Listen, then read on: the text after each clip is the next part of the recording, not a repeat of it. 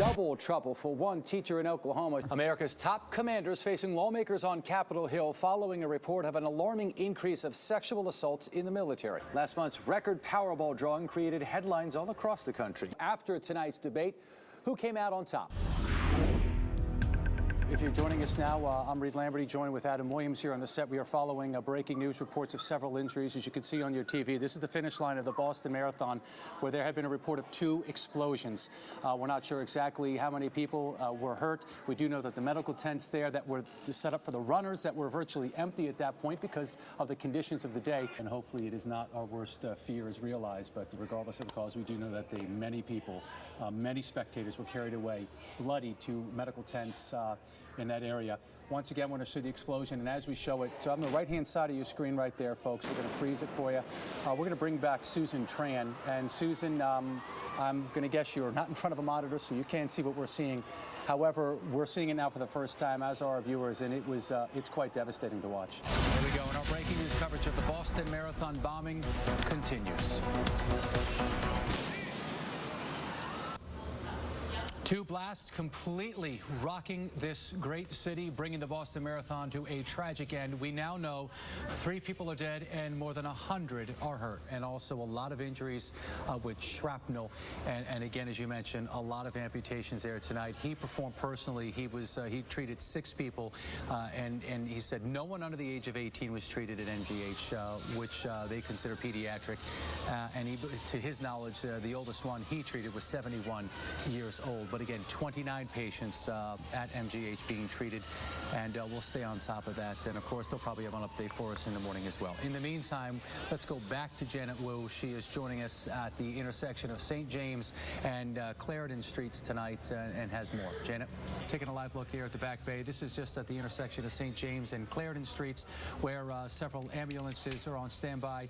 And of course, we have seen throughout the night SWAT teams, armored trucks that have been driving in and out that area, in and around the area right now. And everyone, Amanda, seems to be heeding the warning of Governor Patrick, as he said today, please, if you live in the city, stay inside your home. If you were a guest staying in a hotel here in the city, stay inside your hotel room. Very bizarre to see on a Monday night, any Monday night, but especially on Patriots Day Monday, the streets are empty and downtown Boston is effectively a ghost town. Their first event at about 10 o'clock, an armed robbery at a 7-Eleven in Central Square, followed by the shooting of an MIT police officer. A few minutes later, there apparently was a report of a Mercedes that was carjacked or stolen in Kendall Square. In Kendall Square. Watertown police picked up that Mercedes. I'm assuming a chase ensued. They were looking for 2 suspects, according to Steve. And according to his source, one of those suspects was shot, brought to Beth Israel. Right. And another suspect is in custody. Right. Again, we're showing you video of a man on the ground here. We don't know if he's involved in any way, shape, or form. Boston and its suburbs effectively closed today. Looked like a militarized zone. SWAT teams, armored trucks, officers with guns drawn, walking the streets, and everyone ordered to stay inside their homes. When this long manhunt came to an end, here it is. Mayor Menino sent out this picture showing him with Police Commissioner Ed Davis, along with a simple tweet saying, quote, "We got him. #OneBoston." Thank you. Developing story to tell you about out of South Boston, where in some neighborhoods people had to deal with this hot temperature without air conditioning or fans because smoking manholes. The night team's Alexandra Field in South Boston now with the very latest. Alex? And 7 News at 10 starts with breaking news from Oklahoma, where that state took a direct hit from one of the worst tornadoes in history, and it's once again in the danger zone tonight. There are reports of more fatalities. The New Hampshire primary. Now, Reid Demo and months of campaigning finally coming to an end tonight. Now the candidates wait to hear who New Hampshire voters want as their next Republican candidate for president. We have all the campaigns covered. We're going to start off with 7's Dan Housley joining us live in Manchester, where frontrunner Mitt Romney is awaiting the results. Still ahead tonight, the candidates have done their jobs. Now they're sitting back and waiting on word from voters. Looking live now at Ron Paul's headquarters in Manchester, where there is a big crowd on hand. We'll be back here. It is the ball that sailed wide left and sent the Pats to the Super Bowl. And today, a Gloucester native who came down with that football gave it back to Patriots owner Rob Kraft to honor a fallen friend. One man's catch of a lifetime turning into an unforgettable handoff. I just wanted to give you this ball.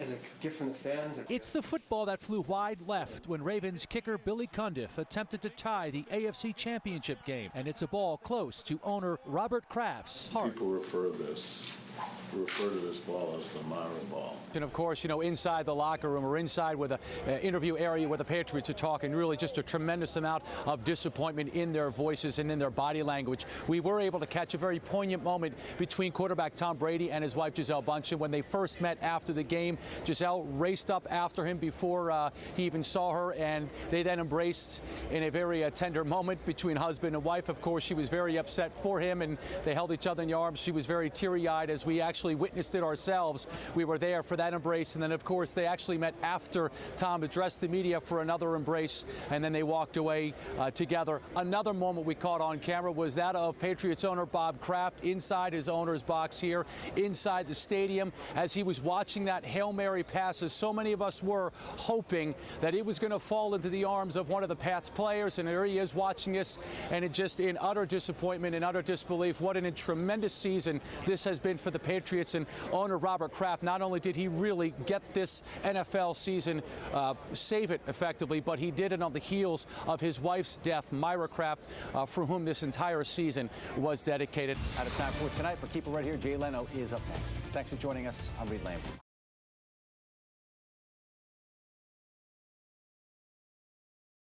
7 News at 11 starts now. He was trying to calm me down, Mama. You don't worry about anything. First at 11, the parents of suspected Boston Marathon bomber Dzhokhar Tsarnaev speaking out about their first phone conversation with their son. It's confirmation Tsarnaev has been able to call home from the prison hospital, and it's revealing. And from one of those calls, we're learning new details about his life in prison. 7's Susan Tran joining us in Copley Square tonight with more. And we are learning more tonight about Tamerlan Tsarnaev's connection to one of the Waltham triple murder victims. The owner of a gym in Austin says Tamerlan and the victim were friends and often worked out together. And when the owner went to talk to Tamerlan after the 2011 murder, he says he was surprised by Tsarnaev's reaction. And Tamerlan kind of laughed and said, you know, I guess that's what you get. The Whitey Bulger trial starting up today. The first round of jury selection is underway, and Bulger came face to face with some of the people who could determine his fate. 7's Amanda Grace outside the federal courthouse in South Boston tonight with more. Amanda Grace, 7 News 19. I want to let you know that 7's Jonathan Hall and Dan Halsey will be inside the courthouse for this entire trial. You can see the reports right here on 7 News, and you can also follow their updates on Twitter for all of the action inside the courtroom. Some Hot Wheels shutting down a busy road in Leicester. This truck bursting into flames after veering off Route 9 this afternoon. The driver did get out of the truck before it caught fire. As a result, police did shut down the westbound lanes of the road while crews cleaned up the wreck, and the road is back open tonight. Driver of a tour bus appearing in court today, facing charges in connection with this crash. You may remember the bus was on Soldiers Field Road in February when it hit an overpass. 35 passengers were hurt in that crash, most of whom were teenagers who were on a trip from Philadelphia to visit Harvard. Samuel Jackson, the driver, entered a not guilty plea during his arraignment, and he's due back in court next month. President Obama will be on the campaign trail in Boston next week to support Congressman Ed Markey's Senate bid. The president will be at a fundraiser for Markey next Wednesday morning at Copley Plaza, and the special Senate election between Congressman Markey and Republican Gabriel Gomez will be held on June 25th. To that Colorado movie massacre now. The shooting suspect, James Holmes, has pleaded not guilty by reason of insanity. A judge accepted that plea from him today. Holmes accused of opening fire in a packed movie theater last summer, killing 12 people and injuring 70 more. And the murder trial of Olympic runner Oscar Pistorius is being delayed. The double amputee is accused of murdering his girlfriend on Valentine's Day. Pistorius says that he did shoot her, but he thought she was an intruder. The trial will now begin in August. Coming up next, turning the tables on a crook. A robber storms into a store only to find one clerk unusually prepared. The Sox coming out swinging tonight as well, and they lit up Fenway Park. Joe's got all the details coming up in sports. Also ahead, A-Rod hasn't been playing, and if one report's right, he won't be for a long time. And we've got new details about a massive, destructive tornado that slammed Oklahoma last week. It is a record setter. Would-be robber tries to hold up a liquor store, but instead finds a store clerk with a quick draw. That clerk certainly not backing down. No. Maybe everybody wasn't kung fu fighting today, but supermodel Giselle sure was. Mrs. Tom Brady posting this picture from her workout today, complete with a kung fu sword in hand. It was taken at the Boston Kung Fu Tai Chi Institute. The 32-year-old doesn't seem to be having any trouble shredding her pregnancy pounds just 5 months after welcoming the couple's second child. Out of time for tonight, but keep it right here. Jay Leno is up next. Thanks for joining us. I'm Reid Demo. I'm Kim Casey. Tomorrow's going to be amazing. Have a wonderful Wednesday.